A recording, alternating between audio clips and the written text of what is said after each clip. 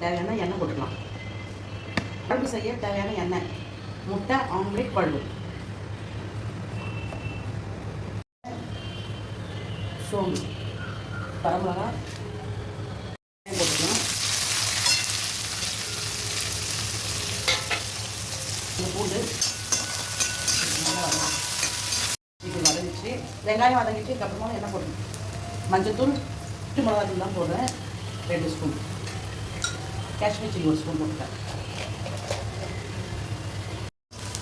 இப்போ வதங்கி இப்போ அரைச்சி வச்சுட்டு அந்த விழுந்து எடுத்து சேர்த்துக்கலாம்.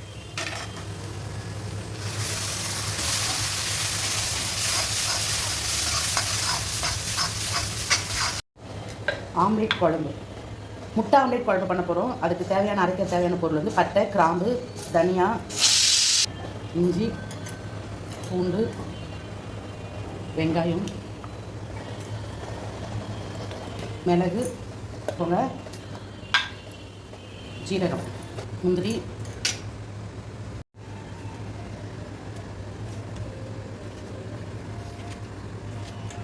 ரெண்டு பச்சை மிளகா, கொத்தமல்லி, இதெல்லாம் இப்போ விழுந்து அரைச்சிக்கலாம். இப்போ இது தேவையான அளவு உப்பு போட்டுக்கலாம். குழம்புக்கு தேவையான அளவு பச்சை வாசனை போயிடுச்சு. இப்போ தண்ணி ஊற்றிக்கலாம். தேவையான அளவு தண்ணி,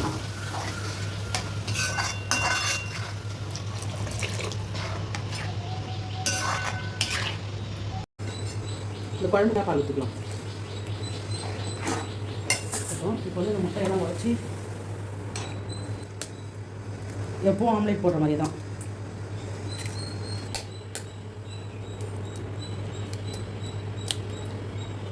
தேவையான மஞ்சத்தூள், சின்ன வெங்காயம்,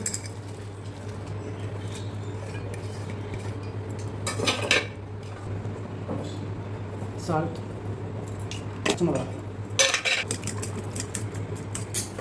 இது போல இருக்கலாம். குண்டா போடணும், வச்சுக்கணும்.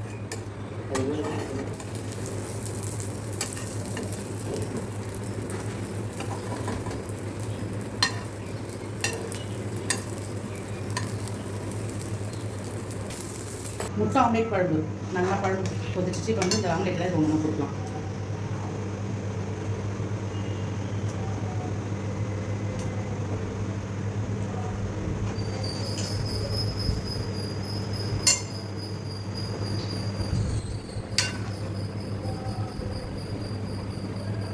குழம்பு ரெடி, ரொம்ப நல்லாயிருக்கும். ட்ரை பண்ணி பாருங்கள்.